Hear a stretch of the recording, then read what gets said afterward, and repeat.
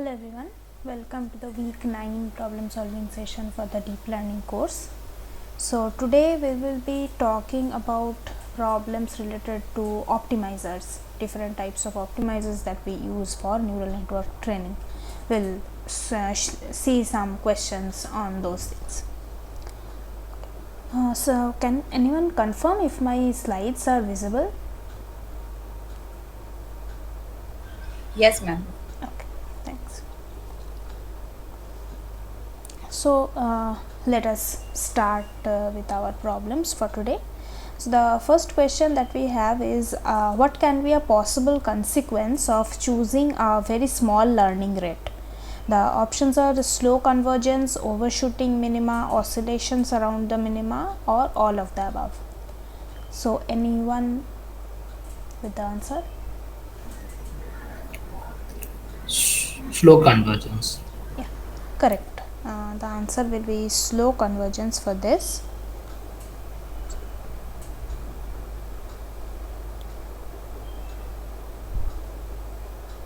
Just a minute.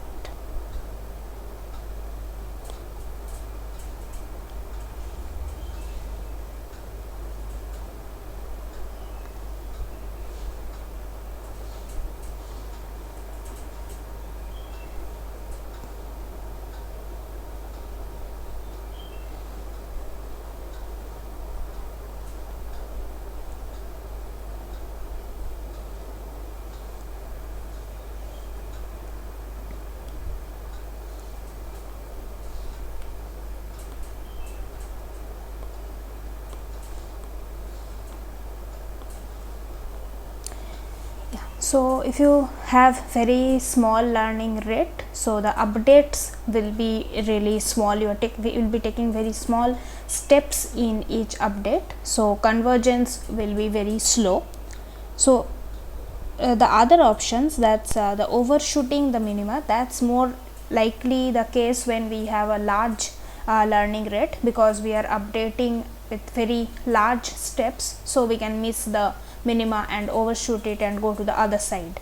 So that's the more likely case for a large learning rate. Similarly, oscillations around the minima is also likely when you have a large learning rate. So once you overshoot the minima and go to the other side, from that side also again you overshoot and come to the previous side, and you keep on doing like that. That oscillation can happen if you have a very large learning rate relative to where your minima is. So yeah, the correct answer will be, if we have very small learning rate, we will have slow convergence. The next one is the following is the equation of update vector for momentum optimizer, which the equation is given by Vt equal to gamma Vt minus 1 plus eta times the gradient of gradient of error. So in this term, which is what is true for gamma? So 4 options are there. Gamma is the momentum term, it is the step size, first order moment, second order moment. So any guesses for this one?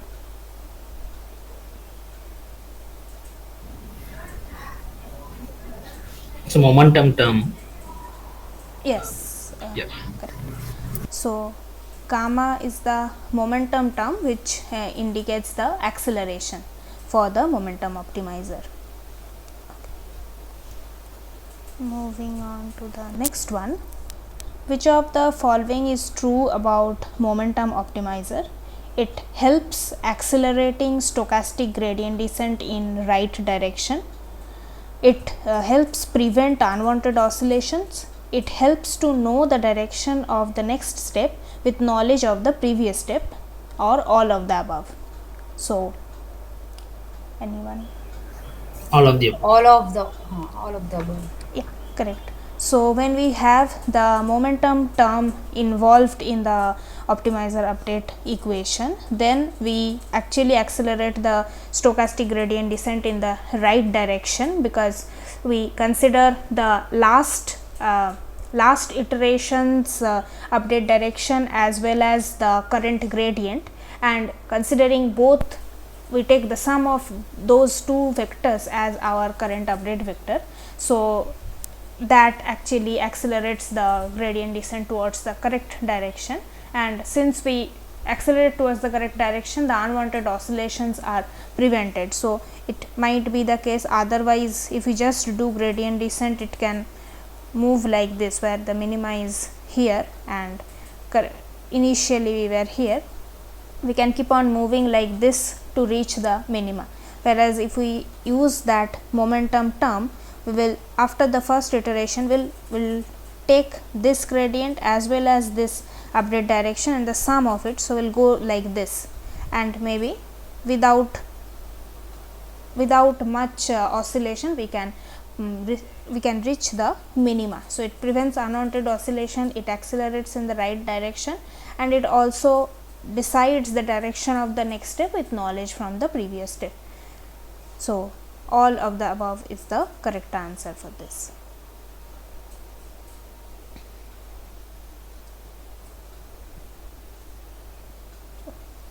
Now, the next one, let j theta be the cost function and the gradient descent update rule for theta I is theta I plus 1 equal to theta I plus grad theta I. Then what is the correct expression for grad theta I, where alpha is the learning rate? A is answer. A is the answer. Yes, correct. So, this is basically in case of gradient descent, we basically take the gradient direction of our loss with respect to the parameter that is to be tuned, and we proceed in the opposite direction of that gradient. So, the gradient is basically the direction of maximum change. So, it will be towards, so if this is the surface, our gradient direction, if we are currently here, our gradient direction will be somewhat in this direction. So, we will go opposite to it to reach the minima, because our objective is to minimize the loss function. That's why we compute the gradient direction, which is dj theta I d theta I, and we go opposite to that. So, minus dj theta I d theta I, and alpha is the learning rate. So, option A is the correct option. Next is this one, cost function is given, which is j theta equal to 6 theta square minus 6 theta plus 6. Then we have to say what is the weight update rule for gradient descent optimization at step t plus 1. Here also alpha is the learning rate.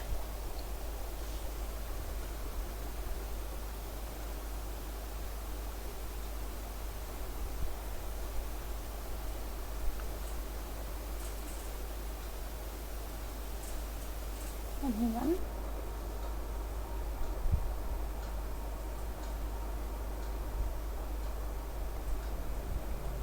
Um, 12 theta minus 6, so I think it will be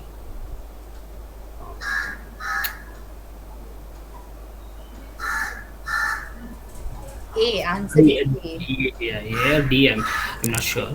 12 theta minus 6 it will come, 6 12, yeah. So, saying option A or option D? Is it? Okay, we are saying option A. So, our Yeah. j theta is 6 theta square minus 6 theta plus 6. So, we have to do dj d theta. So, if we do that, we get 12 theta minus 6.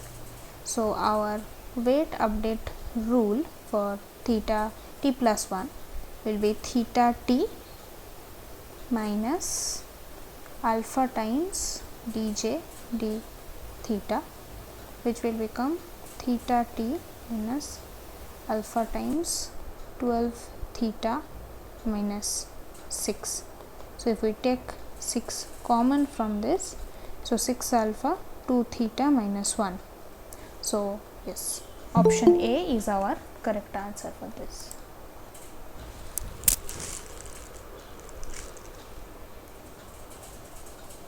This will be the weight update rule according to SGD or gradient descent optimization. Now, the next one, if the first few iterations of gradient descent cause the function f theta 0 theta 1 to increase rather than decrease, then what could be the most likely cause for this? We have set the learning rate to too large a value, we have set the learning rate to 0 to a very small value, or learning rate is gradually decreased by a constant value after every epoch. So, after a few iteration, our first few iteration, the first few iterations of our gradient descent is actually increasing the function value instead of decreasing. So, what is the condition of the learning rate for that to happen? Any guesses for this?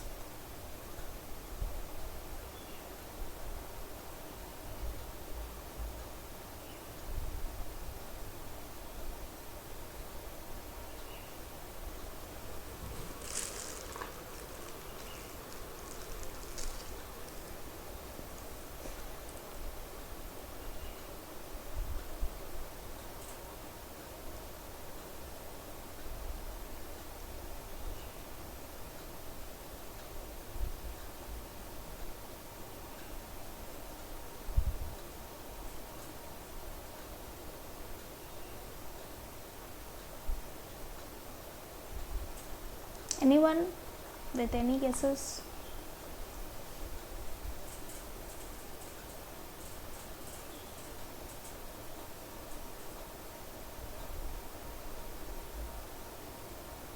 Ma'am, I'm sorry, I couldn't hear you. learning rate is too large. Too large. Yeah, you are absolutely correct. So let us go by eliminating the exam options that are given. So, if our learning rate is 0, then there will be no update in the parameters, right. So, let us say theta is our parameter. Let us say I am just writing a general equation, not with theta 0 theta 1, I am just writing generally for theta. So, theta t is basically theta t minus 1 minus alpha del j del theta. This has to be evaluated at t minus 1.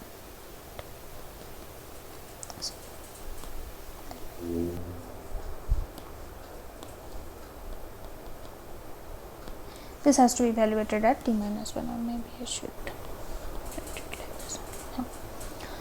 So, if our learning rate is 0, that means this term becomes 0. In that case, there will be no update in the theta parameters. So, if our theta parameter is not updating, our function value will remain the same. So if we set learning rate to 0, our function value will remain same. It will not decrease, not increase. So, certainly we have not kept it at 0 because our function value is increasing. Now, if we have a learning rate very small value, then if this is our surface, even if we are very close to the minima already, then also if we have a very small learning rate, it is likely that we will be going towards the minima, will not overshoot it if we have a very small value. So, if we are going towards the minima, our function value will decrease with each iteration. So, we have not set it to very small value either. The other thing, that we are gradually decreasing by a constant value. If that is the case, then it is even less likely to increase the function value, because as soon as we go closer to the minima, we are keeping on decreasing the learning rate. So, our step becomes smaller and smaller. So, we will always be going towards the minima, will not overshoot that one.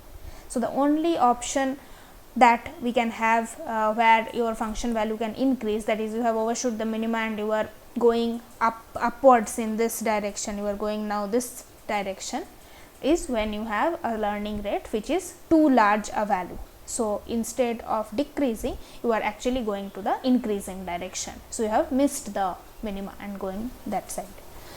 So, yeah, that is the case. If your function value is increasing rather than decreasing, then you may have set the learning rate to too large a value.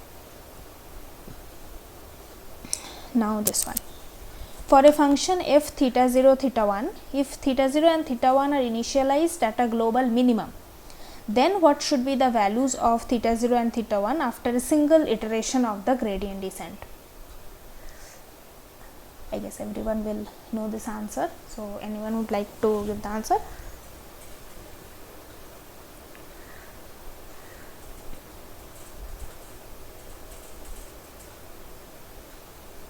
They should remain the same They should remain the same. Can you tell me why? because at the minimum the gradient will be 0, so they will not be. Yeah, correct. So, if you are already at the global minimum, when we take the gradient, we will get 0 gradient. So, the update will become 0. So, we will be at that position only. Absolutely correct. Next one. What can be one of the practical problems of exploding gradient? Too large update of weight values leading to unstable network, too small update of weight values inhibiting the network to learn, or too large update of weight values leading to faster convergence, or too small update to weight values leading to slower convergence. Okay, what is the answer? Let's see.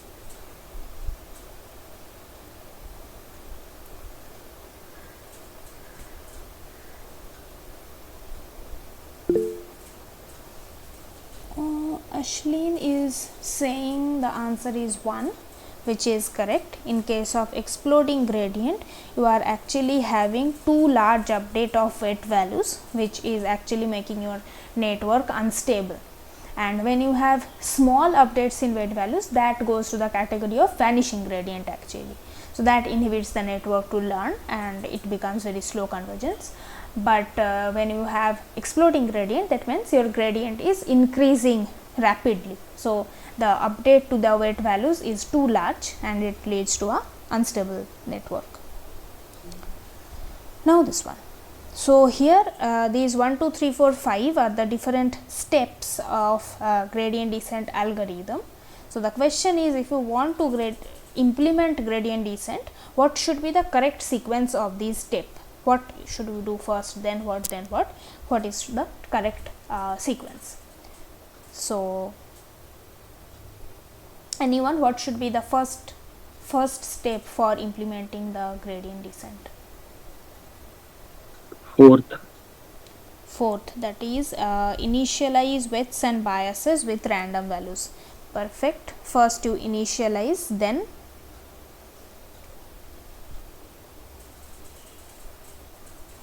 Calculate the loss function.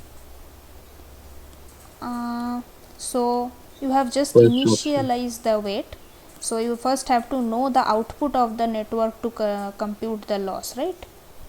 Compute the error. Yes, ma'am. So, second step should be you have to pass an input through the network and get the values of the output layer, get the values from the output layer. So, after you initialize, you have some initialized weight, you pass one input, you get the output for that, then you can calculate the error between that output and the actual value, just predicted value and actual value. So, 1. Now, after that, once you calculate it, after that what should we do? Gradient. Calculate the gradient. Yeah. Then we calculate the gradient value corresponding to each weight and bias, and lastly we update the weights and biases using the gradient descent formula.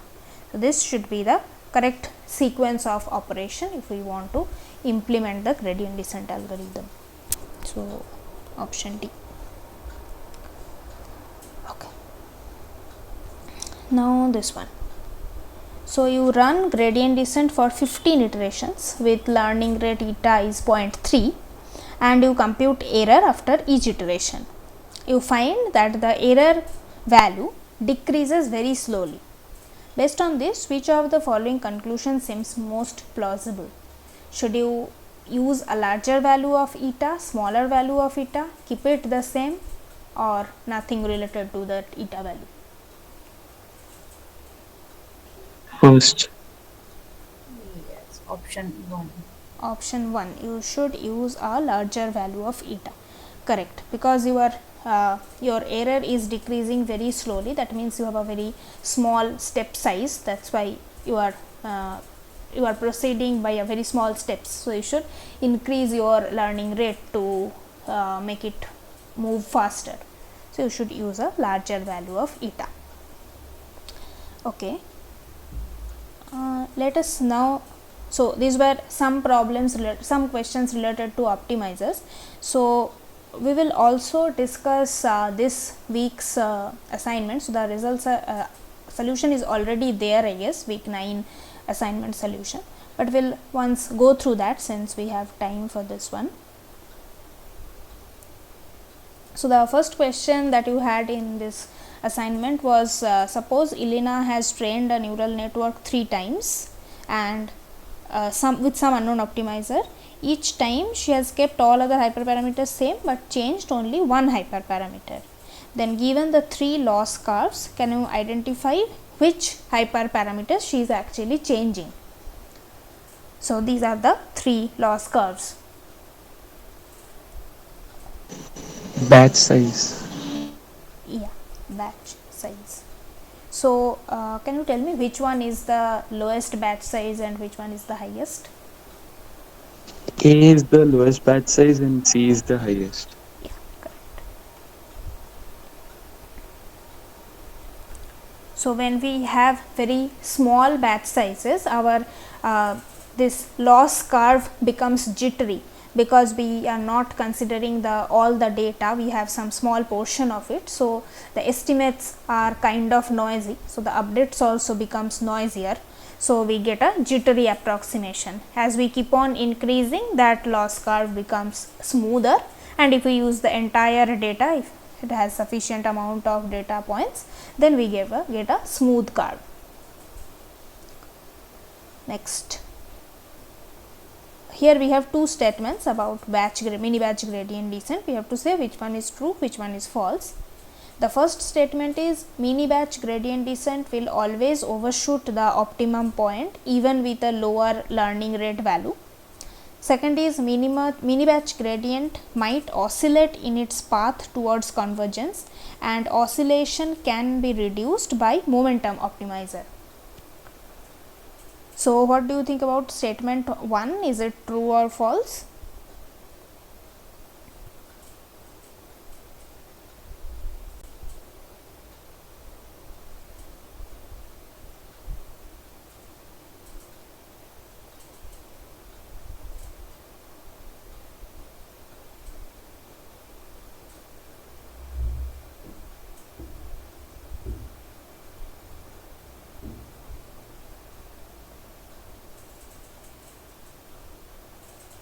Statement 1 is false.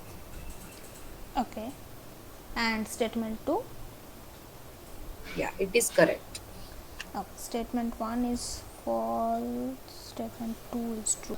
This one, yeah, you are absolutely correct, because if we have a lower learning rate value, then it's less likely that we will overshoot the optimum point. Will most likely will go towards that optimized point.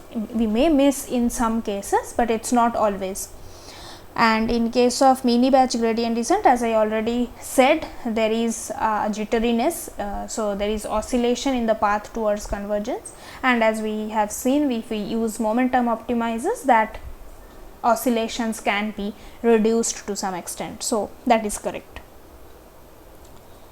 Next is, apart from the learning rate, momentum optimizer has 2 hyperparameters, whereas Adam has just one hyperparameter in its weight update equation. And other statement is, Adam optimizer and stochastic gradient descent have the same weight update rule. So here which one is true or false?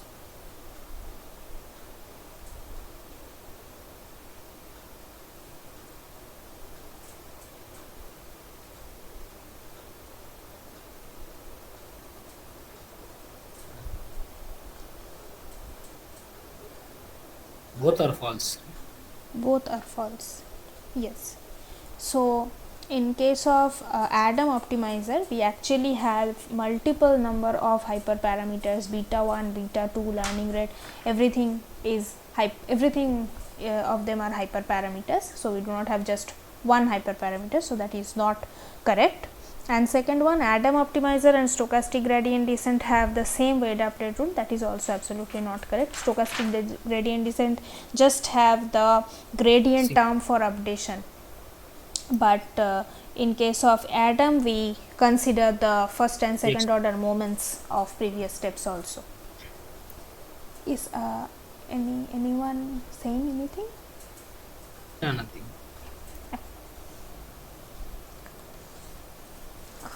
Okay.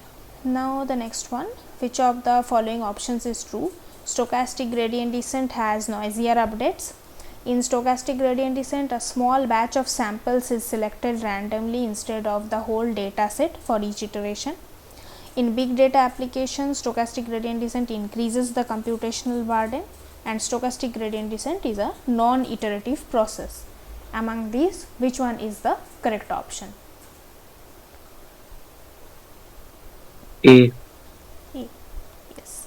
Yeah. As we just discussed, stochastic gradient descent has noisier updates because it is taking mini batches, it is not considering the entire data together, so it will have noisier updates. So can anyone tell me how many samples are taken when you do stochastic gradient descent in each iteration? One sample. Yeah, it's just one sample, so it is the ultimate low batch size, lowest batch size possible. So it will be very noisy updates because we are taking the estimation of the gradient based on just one sample, where we should have considered the entire data. We are just considering one sample, so it will be a very noisy estimate. That's why we have noisier updates also. Yeah. Second one is, what is it saying? Which of the following is a possible edge of momentum optimizer over just this off should not be there. Yeah. Which of the following is a possible edge of momentum optimizer over mini batch gradient descent? Option A is mini batch gradient descent performs better than momentum optimizer when the surface of the loss function has a much more elongated curvature along x axis than along y axis. Mini batch gradient descent always performs better than momentum optimizer. Mini batch gradient descent will always overshoot the optimum point even with a lower learning rate. And lastly, mini batch gradient might oscillate in its path towards convergence, which can be reduced by momentum optimizer. So as we are discussing in all these questions, option D will be the correct answer, because we have mini batches, so we will have oscillation towards the convergence, and if we use momentum term, that oscillations will be reduced. Okay, let's go to the next one. This is on Adam optimizer. So which of the following is true? Adam is a replacement optimization algorithm for stochastic gradient descent for training deep learning models in local minima. Apart from the learning rate, that same option of momentum optimizer has two hyperparameters, whereas Adam has just one hyperparameter, and Adam optimizer and stochastic gradient descent has same weight update rules, and none of the above. Which is true? Yeah. Yeah, is true. Yeah. So all these optimizers that we are talking about, all of them are kind of replacements for the stochastic gradient descent for training deep learning models. And the rest two options we already saw in the previous question also, those are not correct. Okay, moving on to the next one. This is on RMS prop. So which of the following is the correct property of RMS prop optimizer? RMS prop divides the learning rate by an exponentially decaying average of squared gradients. RMS prop has a constant learning rate. RMS prop divides the learning rate by an exponentially increasing average of squared gradients. Lastly, RMS prop decays the learning rate by a constant value. So which one? Exponentially decaying average. Yeah. Yeah, right. it divides the learning rate by a exponentially decaying average of the squared gradient. So, it kind of, we can think that it keeps on forgetting the past after some point, and it just takes into account more the recent past than the much longer past.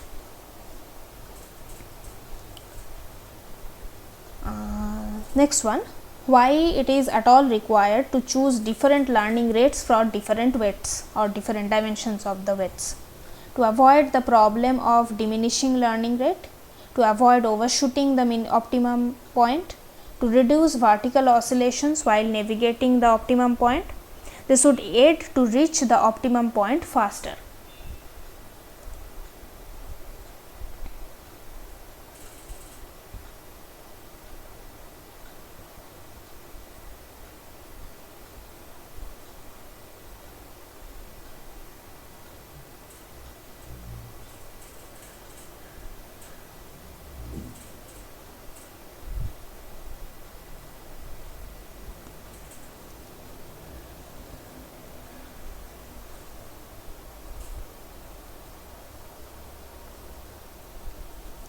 Any guesses for this one?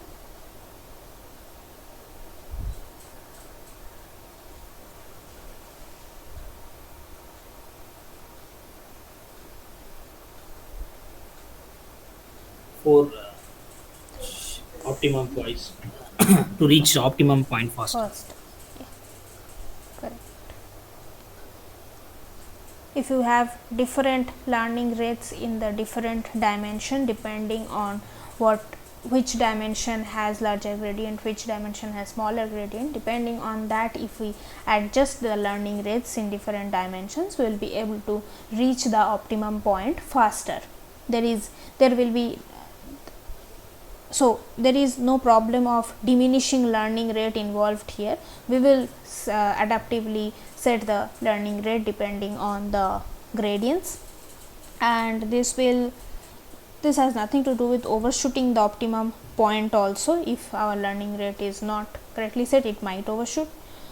And to reduce vertical oscillations while navigating, it's not always vertical oscillation, it can reduce different types of oscillations depending on the landscape of the loss.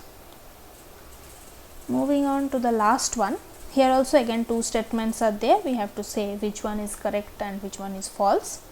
So, the first one is the stochastic gradient computes the gradient using a single sample.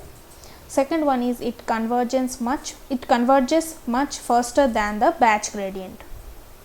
So, what will be the answer for this?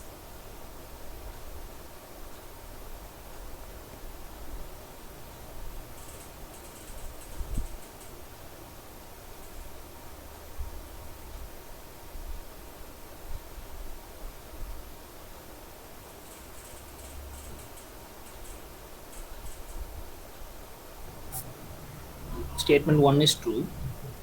Yes.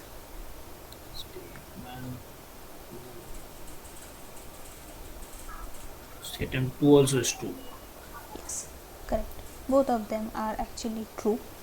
So, statement 1 anyway by definition is true. In stochastic gradient descent we use single samples to do the updates, and in the second one, since we are using just single samples and doing the updates, we are doing much larger number of updates in each epoch. So, just one sample we are taking, we are updating. So, we are moving towards the minimum. Again, maybe that movement might be jittery, but with every sample we are updating and we are going towards the minimum. So, if we have batch gradient descent, then we consider the entire batch and based on that we update. But here, since we are updating much larger number of times, it will converge faster than the batch gradient descent. Okay. So, these were the problems for today on optimizers, different types of questions that are kind of likely to come.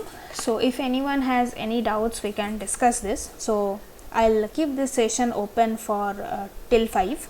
So, if anyone has any doubts, we can discuss this now. Otherwise, these were all from my side, questions from my side.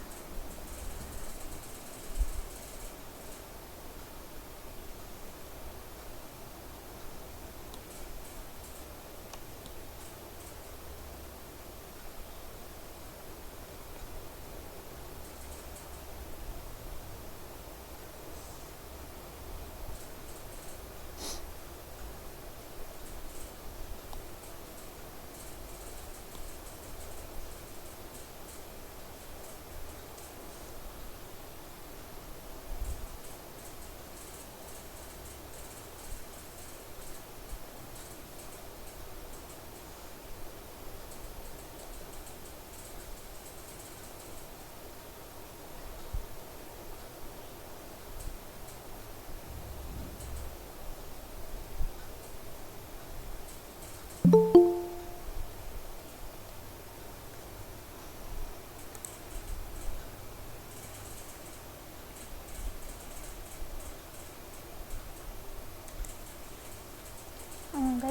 who are joining now, so we have discussed problems on optimizers. We discussed some multiple choice questions on optimizers today. So we are already done with the questions. So if you have any doubts regarding optimizer topic or any other topic, you can ask those questions. We can discuss those doubts. Otherwise, if you want to know the problems that we solved, if you want to look at those, you can look at the recorded videos later. But if anyone has any doubts, we can discuss that part.